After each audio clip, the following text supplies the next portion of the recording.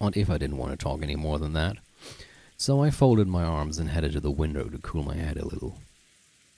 As I looked over the parlor, I saw George Anigi and the others gathered, talking. It looked like they were talking about the magic circle that had been painted onto the shutter. Yeah, what's the deal with that? As Uncle Hideyoshi thought back to that time, he started drawing the shape in the margins of Maria's notebook. Let me guess, she knows it? I see. Since Maria was second only to grandfather in knowledge of the occult, she might understand what it meant. I think it was probably something like that. There was a mark that looked like a variation of a cross, and then surrounding the circle all around the perimeter were these closely packed strange letters on all four sides of the cross, and in the four corners there was something written. It didn't look like the alphabet or something like that. It was what they call ancient characters. And around the top of the circumference was a small mark. 5 small circles arranged in a plus sign and straight lines connecting them. Whoa, you have good memory. I have seen it just a while ago again, and I wouldn't remember any of this. Oh yeah, there definitely was something like that drawn there. I would only remember that it looked like a cross. Yep, there's no mistaking the shape. I don't understand the thin characters, but the arrangement was nearly the same. Everyone was staring down at the shape, so I stared down at it too. From what I'd heard, this had been painted onto on the shutter to the storehouse with some material that looked like blood. I see. This sure is unsettling. Grandfather's probably the only one who'd want to draw something this weird. Seriously, where did he go? I want to grab him and ask what the hell this is supposed to mean. Jessica's voice contained impatience and anger. She hadn't gone so far as to say grandfather was the culprit, but she seemed sure that grandfather knew something about the culprit's background. Of course, if you were searching for a link connecting the Yoshidomiya family to the occult, 10 out of 10 people would think of grandfather. Yeah, no surprise there. Also, to a person who knew nothing of the occult, this strange mark would have no meaning, which meant that this might have been something addressed to grandfather. That's right. And the reason the crime was shown to the survivors was so they'd find this. In that case, where had grandfather, the essential recipient of this message, disappeared off to? Ja, ich glaube, da hast du recht. Does this shape ring any bells? Maria looked at the shape with a serious face. Maybe she was enthusiastic because this was her area of expertise. However, her appearance was that of someone separated from the events at hand. As though this thing hadn't been drawn on the shutter closed around her mother's corpse. Ich schätze das auch, George. My first impression was that the design resembled a German cross. Oh, certainly does have that kind of design. Does that mean it has something to do with Germany? The German cross was originally a crest from a religious order of knights and was supposed to protect pilgrims traveling to sacred places. So in other words, this magic circle might have some religious meaning? This is starting to sound like gibberish. When I looked over at all of them, preparing to jump into the discussion, something shocked me. Maria was smiling, an eerie and incomprehensible expression on her face. It was almost as if she was making fun of everyone's ignorance. Uh-oh. It was an expression I wouldn't have dreamed to find on Maria's face. And she laughed. That eerie, jarring laugh was something I didn't want to believe was possible, even though I was looking at it right in front of my eyes. Oh, shit.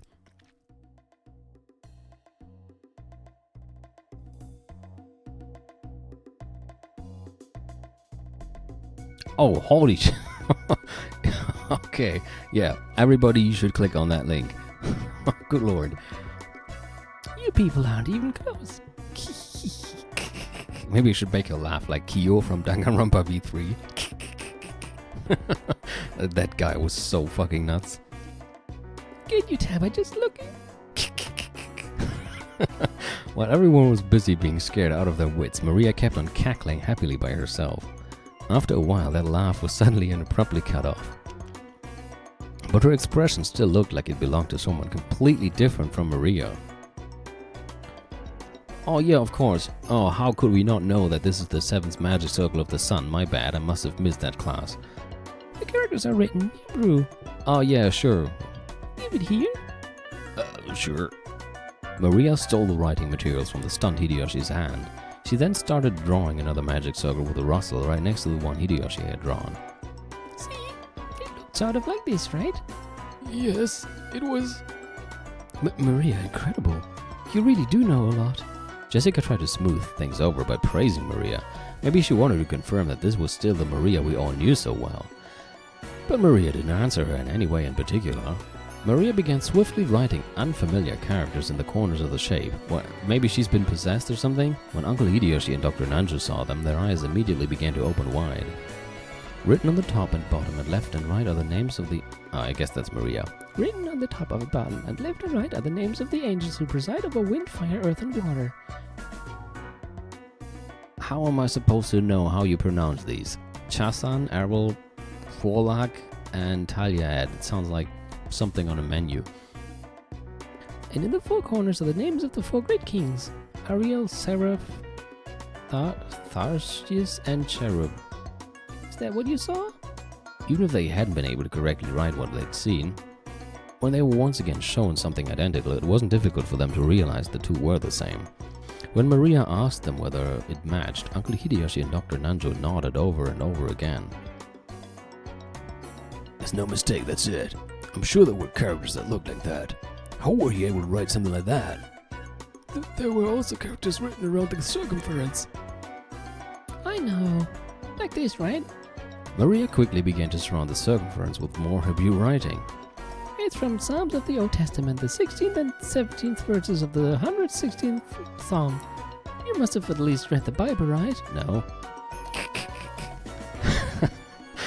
That fucking laughter. Every time Kyo did that in Danganronpa V3, I found it pretty funny. Especially now that I'm checking a Let's Play of somebody Let's Playing Danganronpa V3, and now that I see it for the second time, I find Kyo's entire behavior absolutely ridiculously funny. Such a weird dude. For a while, everyone, including me, was at a loss for words. A little later, George Aniki returned to his senses and slowly managed to speak. That's incredible. I'm surprised. So, what meaning does this magic circle have? It's a magic circle to borrow the power of the sun. The sun, huh? He who wears it as a talisman drawn in gold shall be able to break free from the bonds of any prison and receive the power to gain freedom. Drawn in gold, but it was not drawn in gold. To break free from bonds and gain freedom? Sounds deep. Yeah, I'm pretty sure it was not supposed to sound like what I did. I was aware that it was probably very different. I just made it because I found it funny like that.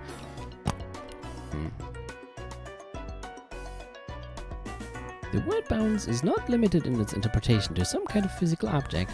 Therefore, it does not only hold meaning for people locked up in an actual jail. It can also refer to the release from mental bonds such as ties of obligation and inescapable fate. Ties of obligation and inescapable fate, you say? It's also pretty deep. But I really don't understand.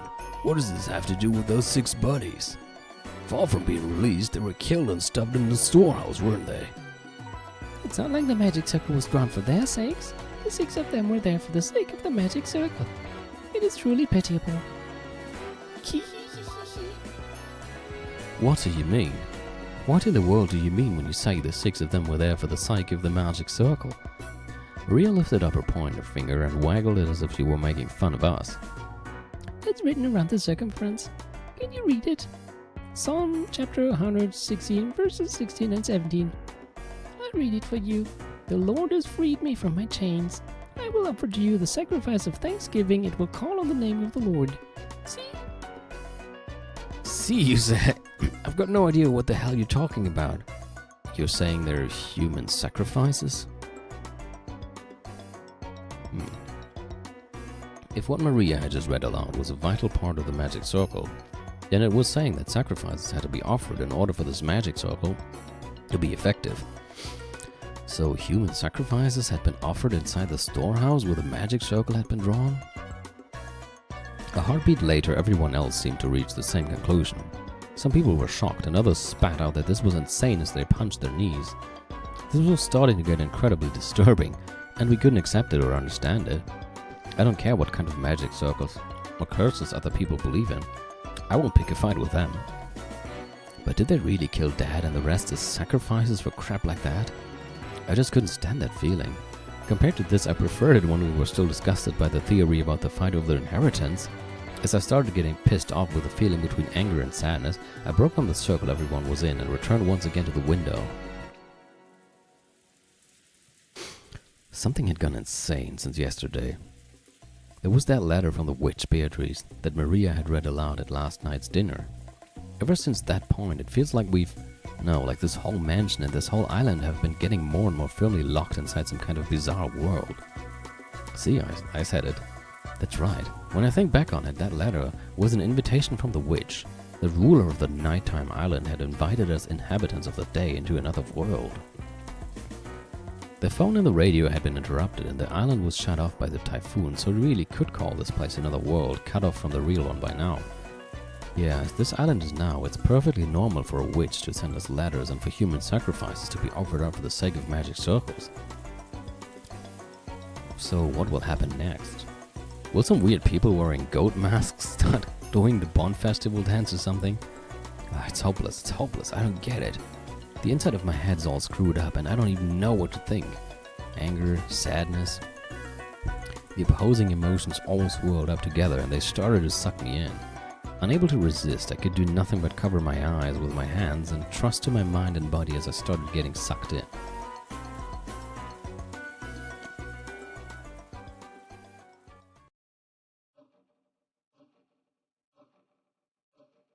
As I started losing heart, I began to recall a memory from when I was small. It was from when I was very young. I had unfortunately seen a scary occult movie on TV, and for a while I hadn't even been able to go to the bathroom by myself. That old bastard gave an exaggerated laugh and said this. Hey, Battler, why do you think they go to all the trouble to make movies like this about demons and the occult and such? It's because they don't exist. Something that ridiculous can't be found anywhere on the planet. Because they don't exist, people want to see them and go to a lot of effort making them. That's why those occult movies just make me laugh. If I were forced to choose, I'd say rather than demons and monsters, this year's earnings call and angry wives are 100 million times scarier. I'll go further, okay? From my point of view, getting scared is a recreational emotion, something for people who've got room to relax both in their hearts and their lifestyles. They had so much free time they didn't know what to do with it, so in order to entertain their mind with unusual emotions, people started creating a culture with demons and the occult and stuff. You shouldn't tell Keel. Seriously, why have I been acting so damn thick-headed? I was totally taken in. Don't try to mess with me, this is the human world. I don't give a damn about witches, demons, magic circles, and sacrifices. The human who killed Dad and everyone else is still on this island. That's all there is to it, right? The next person who started speaking to my heart was Curious-san. You see, in both chess and shogi, when you reach the very, very last stage of the game and get closer and closer to cornering your opponent, the number of optimal moves you could possibly make gets smaller and smaller. Therefore, if you're backing someone against the wall, or if someone's doing the same to you, both players' moves become infinitely easier to read. In other words, when you're completely cornered and you think you have no moves left, that is the moment when it's easiest to read your opponent.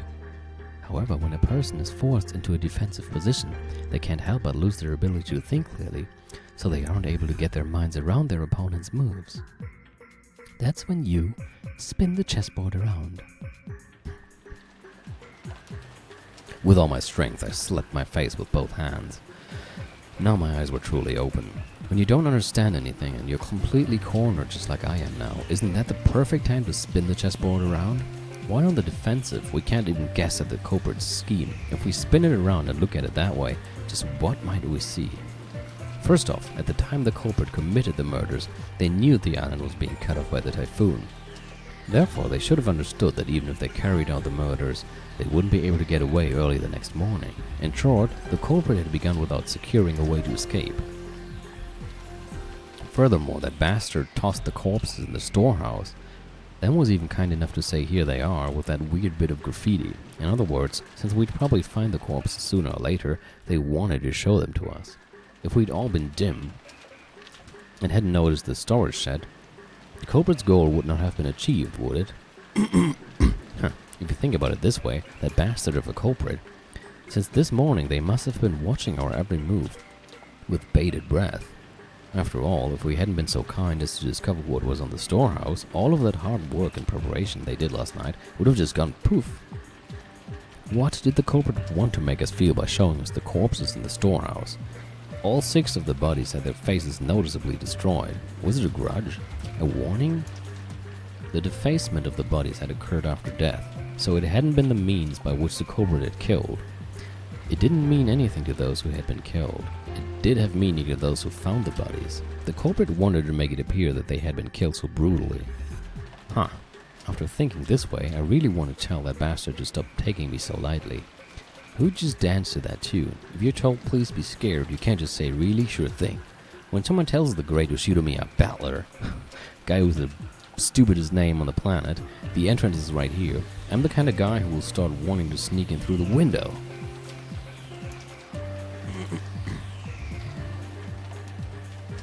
The next thing that had me cornered was that so-called magic circle on the shutter, as Maria, who had shown that her knowledge of their occult rival grandfathers, had recognized that magic circle was genuine.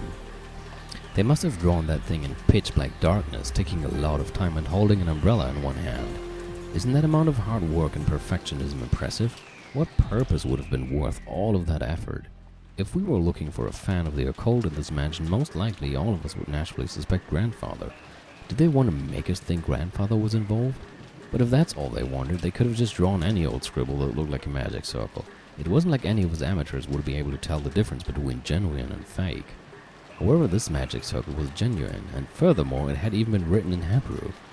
So this magic circle had a message that could only be understood by someone with knowledge of the occult.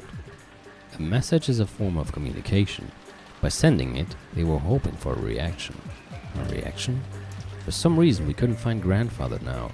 I don't know how Grandfather might have spotted the magic circle on the shutter, but did he choose to hide himself in reaction to that? No, was it a trap to make us suspect that Grandfather had participated? You could read it either way. Damn, that's annoying. What kind of reaction was the culprit hoping to get out of us by putting on this occult show? Somehow that felt like the culprit's weak point. The letter from Beatrice that Maria had read aloud during last night's dinner sprang back into my mind. This was a freak who'd asked us to enjoy a battle of wits. Isn't that interesting? This is a battle of wits between us and the witch. Will we be sucked up by her occult game first, or will we pull off her fake skin first? There's a whole day until the typhoon passes. Why not enjoy ourselves?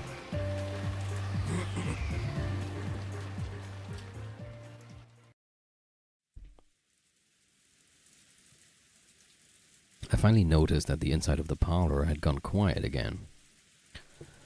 Everyone had sunk into their favorite sofas, some deep in thought, some irritated, some acting depressed. Maria was once again enjoying the TV as if she'd never left it. It looked like she found the commercials more fun than the boring program, and she happily yelled, "Ooh, ooh," and giggled. I stared at each person's appearance in turn. If there isn't a 19th person, the culprit must be in this room.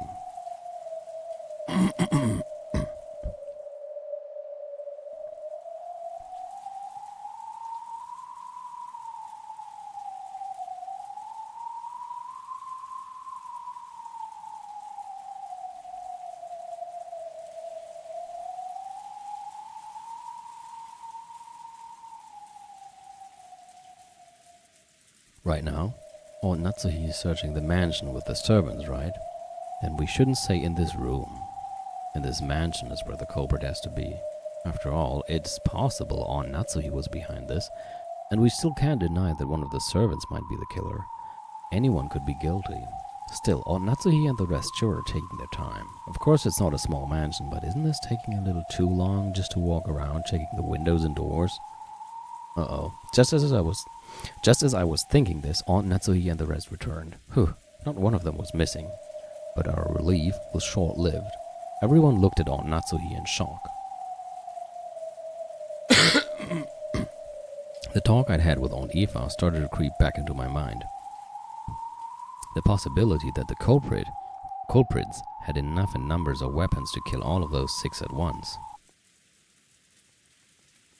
Oh.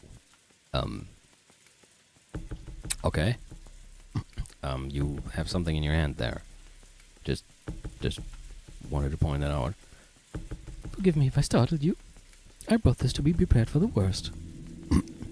After all, that thing in Onatsui's hand was a rifle. At a glance, its silhouette looked a lot like a hunting gun, but it was unusually short and kinda looked like a kid-sized weapon. However, it had a weightiness to it that made it clear it was no kid's toy. That gun is Kinzo-san's, isn't it? Did you know about it? That's right. I remembered it was in Father's old collection, and I managed to find it. Whoa, awesome. Natsui-san, is that thing real? Yes, it is real. It can fire live ammunition. Long ago, Father used it to scare away wild birds. Ah, that takes me back. Where did you find that thing? No matter how much I asked him to let me touch it, he never let me lay even one finger on it. Oh, Grandfather had one of these? I didn't know that. Long ago, Grandfather was really addicted to cowboy films. What, really? That generation really liked this kind of rifle. Is that a Winchester? But I've never seen one that short before. Oh, I remember, it's that gun. That really takes me back. That's the one Steve McQueen fired off in Wanted, Alive or Dead. Father sure has good taste. Is an item the master ordered especially from America long ago. As you can see, it is a working gun, so please don't tell anyone about this. He was quite fond of it right after he managed to acquire it. It seems the workings that ejected the cartridges were more interesting to him than shooting it, and he played around with it back in the forest all the time. Oh. Still, it's rather disturbing. Are you sure you should be dragging this out? This is to prepare for the worst. There was probably more than one offender involved. Furthermore, those horrible people killed 6 of us, including my husband. I have a responsibility to protect everyone until tomorrow in my husband's place. As Natsui-san said this, she slumped down into one of the sofas and took a deep breath. She had been trying to find Grandfather, as well as check the doors and windows. Since Grandfather wasn't with her, she probably still didn't know where he was. I carefully checked all of the doors and windows throughout the mansion. However, we must be prepared for anything. Everyone, I think it would be best if we all remain here. Oh, good point. If everyone's gathered here, then we can all feel more secure by keeping an eye on each other. What do you mean by that, Ifo-san? Nothing really. I'm disagreeing with your opinion, aren't I? There was a stormy atmosphere between the two of them. If you think about who was the most suspicious from the inheritance problem standpoint, Aunt Eva was the obvious answer. However, there was no proof that Aunt Natsuhi was innocent. Now, if you view Beatrice's letter as one of Grandfather's complicated pranks, and think of this crime as just an extension of that, there's more than enough reason to suspect even Grandfather. Also, Aunt Natsuhi thought the criminal was on the outside, but Aunt Eva thought the criminal was on the inside. In short, it was the question of whether or not a 19th person exists. That same question has been repeated endlessly since last night's dinner with the letter from the witch who called herself Beatrice. So was the culprit among us, or not? And did the witch Beatrice exist, or not? If you assume that something as stupid as a witch can't exist, you're basically saying that one of these relatives here who share a common bloodline is the culprit. If that was too unpleasant, it'd be much more comfortable to simply accept the fairy tale-like character of the witch. A witch drawing a bizarre magic circle and offering human sacrifices? If I could accept that rubbish, I'd be able to trust all the people in this room. However, damn common sense got in the way.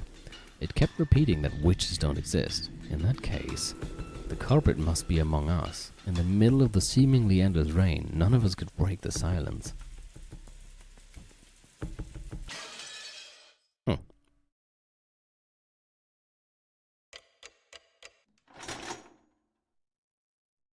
Already 1 o'clock.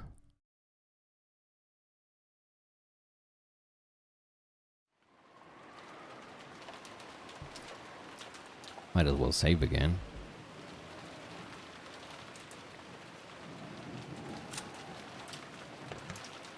Just to be sure. Lunch ended and the servants removed the tableware and went to the kitchen. The wind and rain neither weakened nor strengthened, and the island remained cut off from the outside world. At first it seemed as though Natsuki planned to stop anyone from taking a step outside the room, but when it came time to prepare lunch, she finally realized this would be impossible. However, in order to avoid having anyone alone in the kitchen, she told the 3 servants to go together.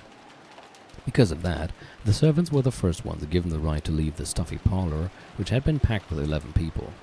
Since breakfast had immediately followed that terrible incident, preventing most of us from eating much, everyone tore into their lunches in silence. I will wash the dishes so you can rest a while, Kanon-kun, Genji-san. Do you want something to drink? I don't need anything, Kanon. I don't need anything either. You two must have been so busy and so early in the morning. It's no wonder you're worn out. The only noise was that of Kumasawa washing the dishes, which resounded throughout the kitchen. Genji and Kanon sat in some chairs a short distance away, their eyes lightly closed. Just as Kumasawa had said, those two had probably built up a great deal of fatigue. But that didn't mean they could let it show in front of the relatives. Avoiding that was one of their virtues. After the silence had continued for some time, Kanon opened his mouth and muttered, "Shannon, why did she have to die in such a horrible way?" Forget about the manner of her death. It was nothing more than bad luck. You're right. It was nothing more than bad luck. They both fell silent once again. Kanon's expression was filled with grief. Wer sagt denn das jetzt? Kumasawa? To think that Shannon-chan's actually dead, I still can't believe it. Poor thing, not being able to see her again feels like a lie. No. Probably Kanon. I think that Shannon-chan's actually dead. I still can't believe it, poor thing, not being able to see her. I just wanted to see her smiling face one more time. Oh, okay, it was Kumasawa. God damn it, just tell me who was speaking beforehand game. After all, Kumasawa hadn't seen Shannon's corpse, so she had no trouble mentioning Shannon's face. When Kanon heard those words, it reminded him again of how only half of Shannon's face had been left, and his grieving expression twisted even further. Why did Beatrice-sama do that to Shannon? If she wanted to sacrifice, there were plenty of others to choose from. Why? Why? It was nothing more than bad luck. If we were less lucky, you or I might have been lying out there instead of Shannon. Or it could have been someone else entirely. Everything is left to fate. Genji-sama, you said the door to Madame's room was stained with traces of something like blood, right? The same substance that was painted on the shutter? Indeed, it was an unsettling mark, almost as though someone with blood-stained fingers had been trying to pull out the doorknob. No, scratched through the door. That sort of unpleasant mark. So does this mean Beatrice-sama came to visit Madame's room and tried to open the door, but couldn't? Genji thought back to the time he had seen those traces of blood on the door to Natsuhi's room. With the substance sticking to the door around the doorknob and the marks of something scratching against the door, it had definitely appeared as though someone had tried to open the door but couldn't.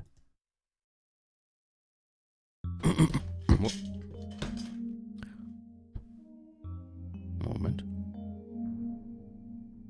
Okay. How did the madam avoid being chosen as a sacrifice? If only she'd been chosen, Shannon wouldn't have had to die. Just then, a loud, sharp noise came in from the hall.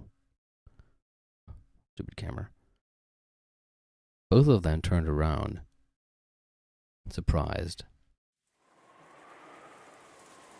Oh, that's a pretty interesting chat you're having there. Let me join in too. Before any of the servants realized it, Battler was standing in the doorway to the kitchen. Oh. Battler-sama, how rude of us. Genji-san and Kanon-kun stood up, surprised and hastily bowed, but I didn't care about stuff like that. I was more concerned with continuing their discussion. I told them I was going to the bathroom, so they let me go. I thought I'd suffocate if I was locked up in that room any longer. I was about to come ask you guys for some water, but then I overheard something pretty interesting. You don't need to bow your heads for anything. Please let me hear the rest. That just now wasn't really...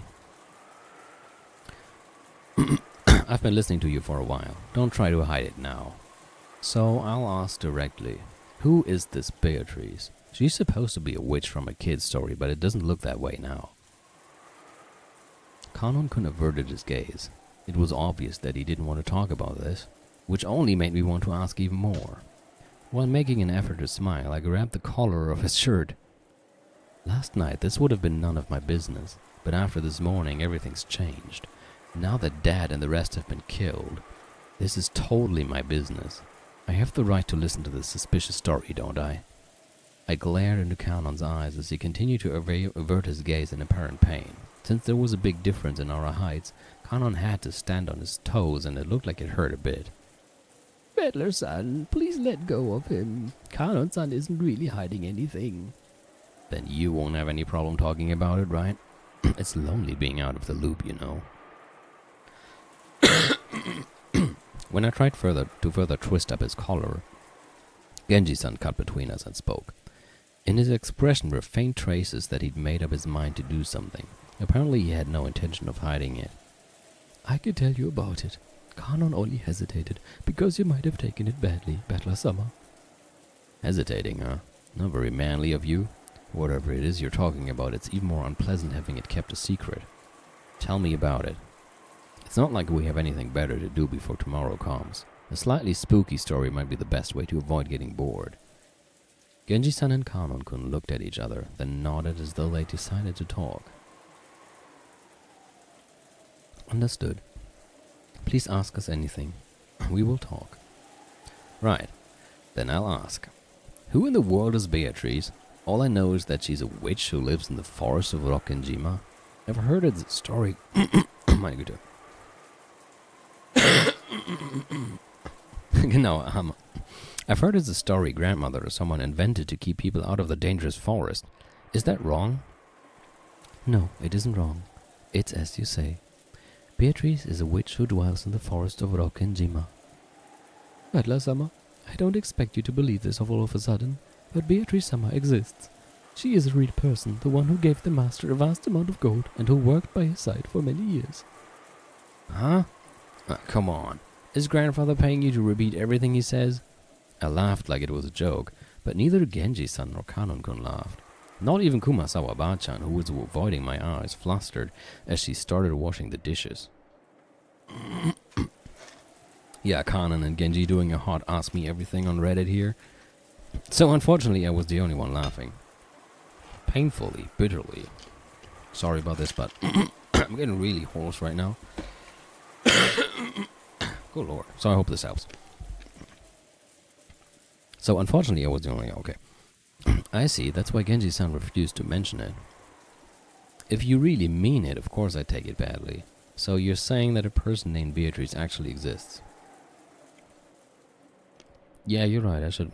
Usually I have tea, but right now I only have water here. I'm gonna make tea again next time. Yes, she has been working for the master since before the mansion was built on this island. She has most likely been working for him even longer than I have. What do you know? Curious-san's theory was off. Grandfather really did have a confidant called Beatrice. Is that person on the island now? Yes, I believe that she is here. That's a vague way to say it. I guess that means you haven't seen her face today or yesterday. That is correct. It is extremely difficult to say, but, Kanon-kun once again dropped his gaze, avoiding my eyes. Come on, don't just stop there. It's like freezing an inch before the blow, right? I urged him on jokingly again. However, it looked like Kanon was still confused as to whether he should speak or not. Then Kumasawa-bachan whispered.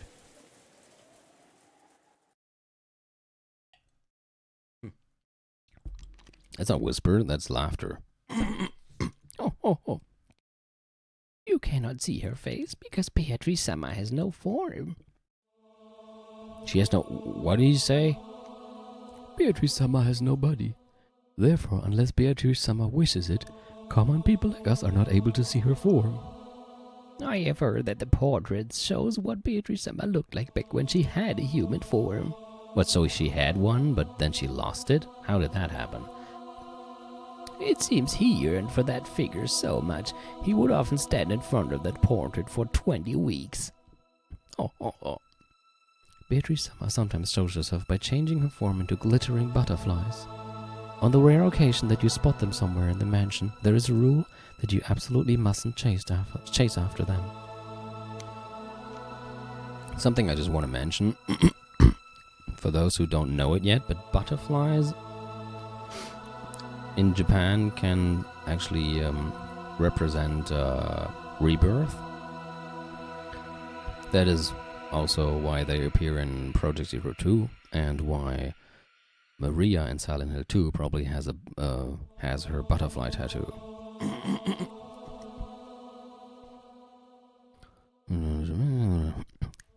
It is whispered that you will meet with disaster if you do. In fact, there was a servant who broke that rule and quit because of a great injury. It's still... yeah, okay. Wait a sec, are you kidding me? Are you all serious about this? Battler-sama, Beatrice-sama has already arrived. Such language might be unwise. Maybe unwise. Beatrice-sama does not like it when she is profaned. If you doubt her existence, you will surely meet with disaster. Battler-san, you probably find this topic unpleasant, but you know what? Beatrice-sama does exist.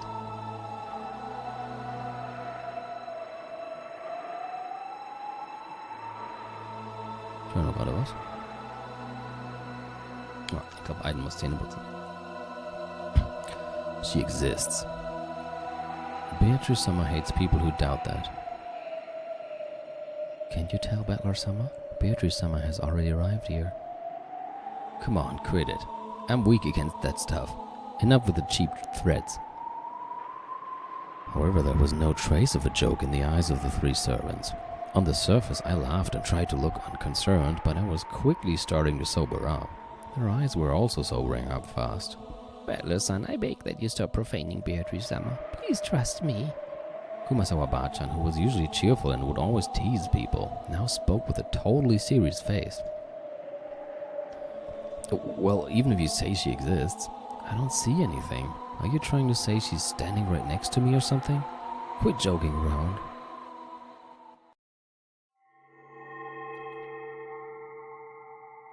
Uh-oh.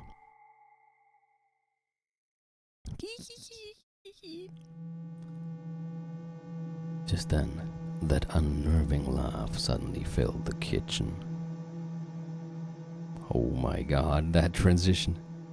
When I turned around, Maria was standing there by the entrance, but her expression and the feeling about her presence, felt exactly the same as the servants. Whether your wavelength matches or not is determined at birth. Battler, you were born with a mismatched wavelength. What the hell? Why are you talking about wavelength now? What does that have to do with anything? Mismatch what? That's why you can't see her. That's why you can't meet with her. And that's why you can't talk to her. Fucking Gio. You're the type Beatrice hates the most. Oh yeah, thanks. That's just what I wanted to hear. Maria laughed like it was funny, but it sounded extremely eerie. It was almost like she was laughing at me because I alone didn't understand. Do you want to know about Beatrice? Beatrice is a 1,000-year-old witch. Oh, cool. With all of the demons at her command, she can harness the power of alchemy to create the Philosopher's Stone and a vast quantity of gold. Grandfather built up all the vast wealth of the Yoshinomiya family by making a contract with her. Beginning to wonder if that is even Maria at this point. Maria was completely... was not talking like this at all, was she? And the ooh is gone as well.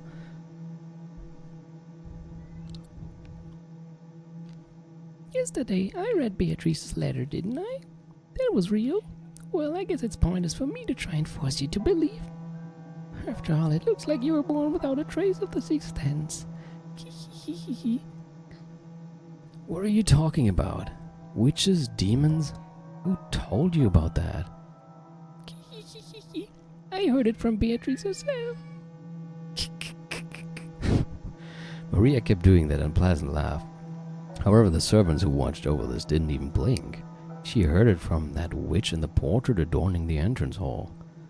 Maria kept on laughing in a weird voice as though this was nothing more or less than the truth. Maria, it might be rude to ask, but I'll ask one more time, okay? Who gave you that letter yesterday? I got it from Beatrice. How many times must I tell you before you understand? You don't get it, do you? You can't see it. You can't believe it, can you? Just then, Maria's laughter suddenly stopped.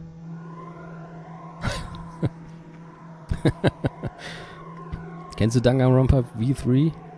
Mit diesem bekloppten Kyo? Muss ich jetzt immer drüber lachen, wenn ich das höre. Butler, you still don't understand? Who is saying that? Okay, probably still Maria. Butler, you still don't understand? Beatrice-sama exists. She exists, you say, but where? Like I said, Beatrice-sama exists here. Oh god. That was creepy how they suddenly appear behind her as well. That's right. Now that I think about it, I've been feeling for a while now that the servant's eyes haven't been pointed in quite the right direction. Can they actually see her? And she's like right behind me. This is very, very unsettling. I'd figured they were just staring absent-mindedly, but that wasn't the case. The four here, Genji-san, Kanon-kun, Kumasawa-san, and Maria.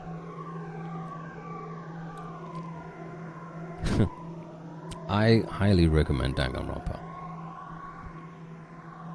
Everyone except me was looking at a spot right behind me.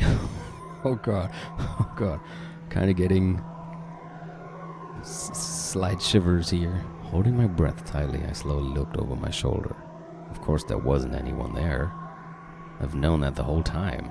However, everyone in the room except me was focusing on that point as if there was someone there. Beatrice is the mighty golden witch who has lived for 1,000 years. But since she can't show her form to humans of the wrong wavelength, she can't talk to them. And you know what? That's really sad. It means she truly despises it when people like you who were born without a fragment of the ability needed to sense magic deny that she exists. Fuck all of you. That would be... I actually looked behind me now. I can see myself on the stream. And there's nothing there. You lucky Bettler. Good thing I gave you that charm yesterday, right? Don't you realize what kind of curse Beatrice would have put on you by now if you hadn't been carrying it around? You really are lucky, Bettler. Fucking you. Oh, that scorpion keychain. I thought that was just some cheap gift or something, but are you saying it really had some power? If it weren't for that, you'd be lying in that storehouse as a sacrifice with your face crushed by now. You're so lucky, Bettler.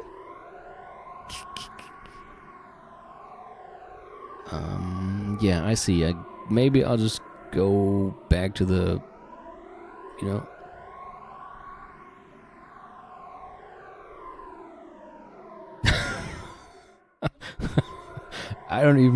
I completely forgot about that. But I did say that. That was, now that I think about it, good lord, why the fuck did I say something like that?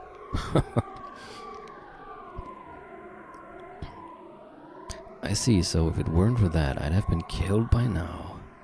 Bettler, why don't you believe in Beatrice, even though she exists? Right now, over there, look.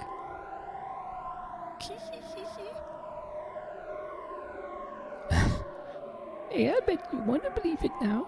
Believe it, and thank me for giving you that charm. If it weren't for that, you'd be in the storehouse right now. But then maybe you would have saved someone else in exchange, right?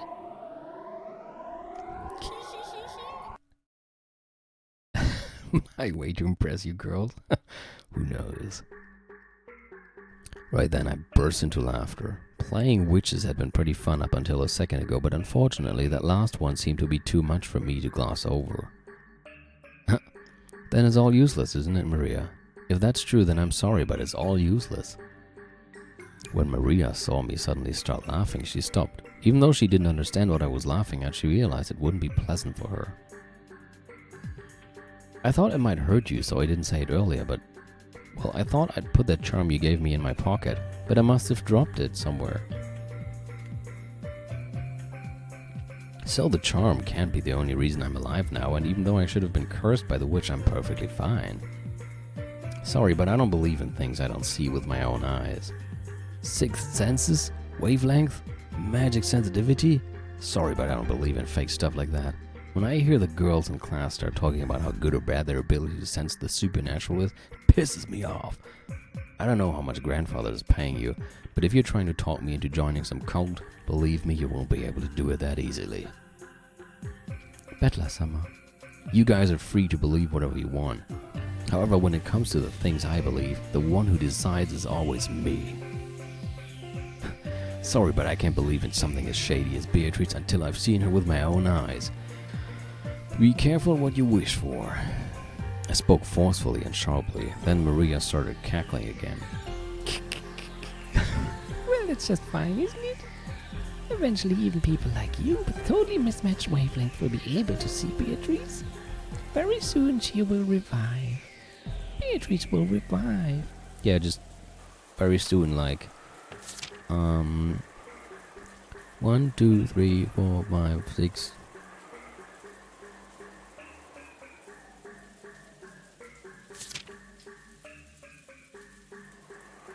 Wait, when is she revived? It did say something about being revived, right? 9th twilight. Yeah, so just 8 more days. How is that very soon? Once that happens, she's promised to talk with me and play with me a lot. There'll be absolutely no need for you to doubt or for us to force you to believe. She will appear very soon.